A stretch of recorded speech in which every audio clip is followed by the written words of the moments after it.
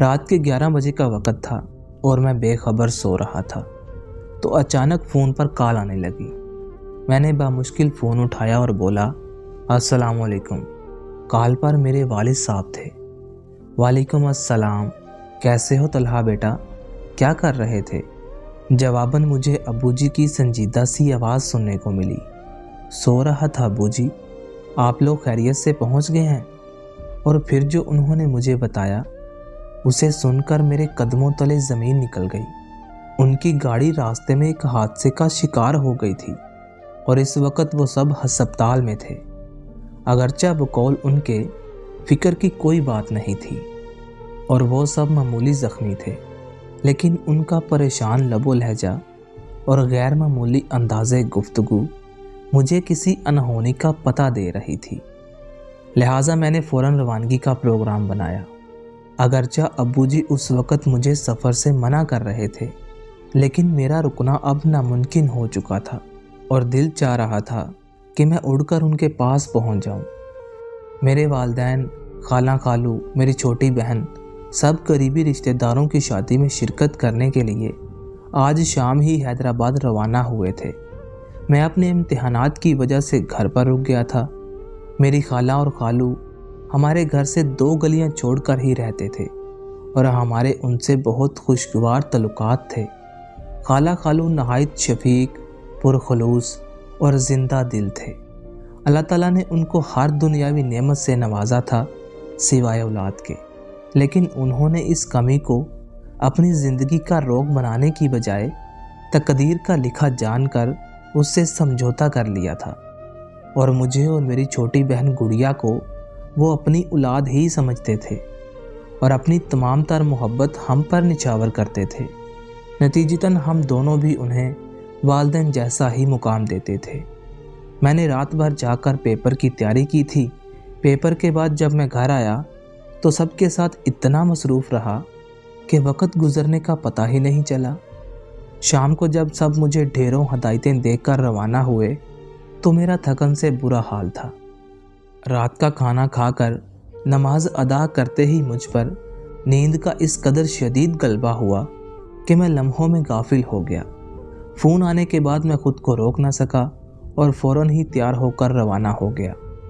वालिद साहब से मैंने हस्पताल का एड्रेस पूछ लिया था। तकरीबन 3 घंटे का रास्ता था। जब मैं घर से रवाना हुआ तो हल्की हल्की बूंदाबांदी शुरू हो चुकी थी। कराची में तो रातें जागती हैं, लिहाजा काफ़ी देर तक मुझे तन्हाई का एहसास ही ना हुआ। रास्ते रोशन थे और लोग भी घूमते फिरते नज़र आ रहे थे। आधे घंटे बाद बूंदाबांदी ने मूसलाधार बारिश की शक्ल अख्तियार कर ली। अब तक मैं शहर से काफ़ी दूर आ चुका था, लिहाजा ट्रैफिक भी बहुत कम हो गया था।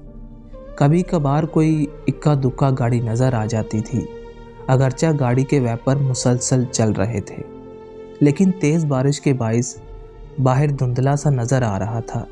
थोड़े थोड़े फासले पर लगे स्ट्रीट लैंप अपनी मध्यम रोशनी से तरीकी को शिकस्त देने की नाकाम कोशिश कर रहे थे।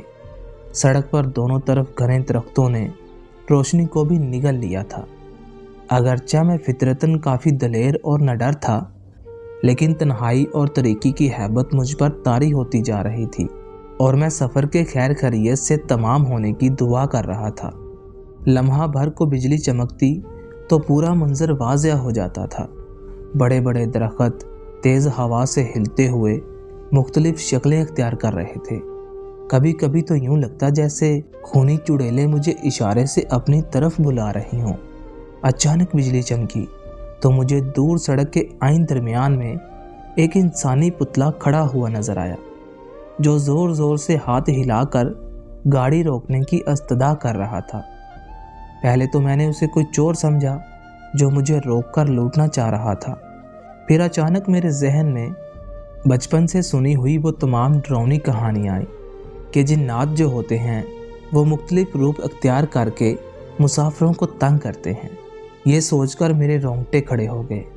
एक ख्याल ये भी था कि शायद कोई ज़रूरतमंद हो जो रात के इस पहर मदद के लिए खड़ा हो। बहरहाल जब मैं जलतू जलालतू का विर्द करता हुआ वहाँ तक पहुँचा तो ये देखकर मुझे मेरी आंखों पर यकीन करना मुश्किल हो गया کہ وहाँ कोई इंसान तो क्या, कोई चिड़िया का बच्चा तक न था। मैंने हर तरफ बगौर देखा, लेकिन चारों तरफ तन्हाई और सन्नाटे का राज था। खौफ से मेरा बुरा हाल हो गया और मैं अंधाधुंध गाड़ी भगाते हुए वहाँ से निकल गया। अभी मैं थोड़ी ही दूर गया था कि अचानक किसी ने पीछे से मेरे कंधे पर हाथ रखा। मेरा ऊपर का सांस ऊपर और नीचे का नीचे रह गया और दिल तूफानी रफ्तार से धड़कने लगा। बामुश्किल मैंने पीछे मुड़कर देखा तो मुझे यूं महसूस हुआ जैसे पीछे वाली सीट पर बालों का एक बहुत बड़ा ढेर पड़ा है। न जाने वो अल्लाह की कौन सी मखलूक थी जो साइज में इंसान से भी बड़ी थी, लेकिन मुकम्मल तौर पर बालों से ढकी हुई थी। सिर्फ उसकी सुर्ख खौफनाक आंखें और हाथ पांव के लंबे लंबे और मुड़े हुए नाखून नजर आ रहे थे। वो अपनी लाल लाल डरावनी आंखों से नहायत गुस्से से मुझे घूर रही थी। दहशत से मेरी आंखें फटी की फटी रह गईं और दिल उछलकर हलक में आ गया। सांस सीने में अटकने लगा और हाथ पांव सुन्न होने लगे। हरकत करना मुहाल था। बड़ी मुश्किल से मैंने अपने हवास कायम रखे और ज़ेरे लब कुरानी आयात का विर्द करते हुए गाड़ी को तूफ़ानी रफ्तार से भगा दिया। थोड़ी देर के बाद मुझे यूं महसूस हुआ कि पीछे वाली सीट खाली हो चुकी है। मैंने शीशे से पीछे वाली सीट पर देखा तो वो साया वहाँ से जा चुका था। अभी मैं पूरी तरह सुकून का सांस भी न ले पाया था कि यूं लगने लगा जैसे गाड़ी धीरे धीरे नहायत वज़नी होती जा रही है और इसे चलाना नामुमकिन होता जा रहा है। जिस गाड़ी को मैं जहाज़ की तरह उड़ा रहा था, वो गाड़ी तो गधा गाड़ी की तरह चल रही थी। अभी मैं इसी सचोपंज में मुबतला था कि पीछे से एक खौफनाक कहका सुनाई दिया। ऐसी दहशत ज़दा करने वाली आवाज़ मैंने अपनी पूरी ज़िंदगी में पहले कभी नहीं सुनी थी। मुड़कर देखा तो वही गैर इंसानी मखलूक दोबारा सीट पर बैठी कहके लगाती नजर आई। उसकी टांगें इतनी लंबी हो चुकी थीं कि उसने गाड़ी की खिड़की से बाहर लटका रखी थी और पांव सड़क पर घसीट रहे थे। इस वजह से गाड़ी को आगे बढ़ाना मुश्किल हो रहा था। ये देखकर मेरी रीढ़ की हड्डी में खौफ की लहर दौड़ गई और मैंने आवाज़ बुलंद कुरानी आयात और आयतुल कुर्सी पढ़ना शुरू कर दी। थोड़ी देर के बाद गाड़ी फिर से हल्की होकर तेज़ी से रवां दवां हो गई। इसके बाद गाहे बगाहे ये तमाशा चलता रहा। कभी वो बला पीछे और कभी मेरे साथ वाली सीट पर नज़र आती, कभी कहके लगाना शुरू कर देती और कभी नहायत गुस्से से मुझे घूरती रहती। मैंने दुआओं का विर्द जारी रखा और तेज़ी से गाड़ी भगाता रहा। तकरीबन 1 घंटे के बाद शहर के आसार नज़र आने लगे तो वो मखलूक यकायक गायब हो गई। मैंने अल्लाह का शुक्र अदा किया कि मैं खैर खैरियत से पहुंच गया और उसने बगैर कोई नुकसान पहुंचाए मेरा पीछा छोड़ दिया। अभी मैं हस्पताल से 15 मिनट के फासले पर था कि फिर मुझे शौक लगा। रात की तारीकी और मूसलाधार बारिश में खालू एक स्ट्रीट लैंप के नीचे खड़े नजर आए। मैंने ब्रेक पर पाँव दबाया तो गाड़ी सड़क पर दूर तक घसीटती चली गई। खालू तेज़ तेज़ चलते हुए आए और फ्रंट सीट का दरवाज़ा खोलकर मेरे साथ बैठ गए। इतनी तेज़ बारिश होने के बावजूद उनका लिबास बिल्कुल खुश्क था। मैंने नहायत हैरत से उनसे पूछा कि वो यहाँ क्या कर रहे थे, तो उन्होंने धीरे से कहा, बस बेटा यूं ही खड़ा था। वो बिल्कुल गुमसुम और खोए हुए से थे। बातों के इंतहाई शौकीन और बात बात पर ज़ोर से कहका लगाने वाले खालू बिल्कुल खामोश थे। सोच सोच कर बामुश्किल चंद अल्फाज अदा कर रहे थे। जब मैंने उन सब की खैरियत पूछी तो वो परेशान हुए। हाँ बेटा, सब बिल्कुल ठीक हैं, तुम फिक्र ना करो। तुमसे मिले बगैर जाने का दिल नहीं चाह रहा था तो मैं तुमसे मिलने चला आया। मैं हैरत से सोचने लगा कि वो कहाँ जा रहे हैं, लेकिन उनकी हालत देखकर मैंने मज़ीद पूछना मुनासिब ना समझा। मुझे लगा कि एक्सीडेंट ने उनके हवास को मुतासिर कर रखा है। मैं खुद भी अस्पताल पहुंचने की जल्दी में था, लिहाजा खामोशी से ड्राइव करने लगा। जब पार्किंग में पहुंचकर मैं उतरने लगा तो ये देखकर मेरी सिट्टी गुम हो गई कि बराबर वाली सीट तो खाली थी। मैं तेज़ी से अस्पताल में दाखिल हुआ।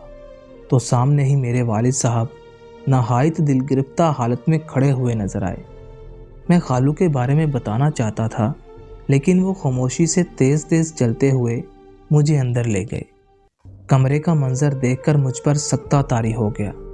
سامنے ہی بستر پر خالو کی لاش رکھی تھی، جو روڈ ایکسیڈنٹ میں موقع پر ہی دم توڑ گئے تھے۔ امی اور خالہ مجھے دیکھ کر لپک کر آئیں اور مجھ سے لپٹ کر پھوٹ پھوٹ کر رونے لگیں، لیکن میں اپنے حواس میں ہی کب تھا جو انہیں تسلی دیتا۔ میں حیرت سے کھڑا یہ سوچ رہا تھا کہ اگر خالو ایکسیڈنٹ کے وقت ہی انتقال کر گئے تھے تو ابھی میرے ساتھ گاڑی میں کون تھا؟ کیا ان کی محبت واقعی اتنی شدید تھی کہ مجھ سے ملے بغیر جانے کا ان کا دل رضامند نہ تھا؟ اب مجھے اس بات کی سمجھ نہ آئی۔ میں ان کو یہ چیز بتانا چاہتا تھا، لیکن میں نے اس وقت ان کی حالت دیکھ کر یہ بات آج تک کسی کو نہیں بتائی، اور یہ بات آج تک صرف مجھے ہی پتہ ہے کہ خالو مرنے کے بعد بھی مجھے ملنے کے لیے آئے تھے۔